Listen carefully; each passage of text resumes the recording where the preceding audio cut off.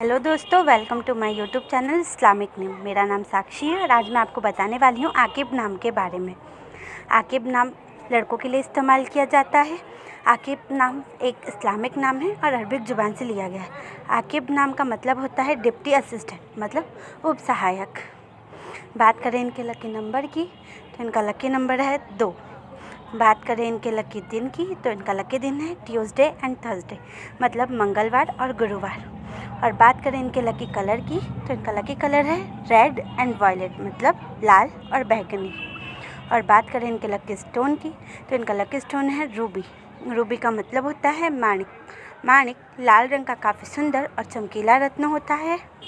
Lucky metals की बात करें तो इनका लकी मेटल है आयरन एंड कॉपर, मतलब लोहा और तांबा। अगर आपका नाम आकिब है तो कमेंट बॉक्स पर अपना नाम ज़रूर लिखें।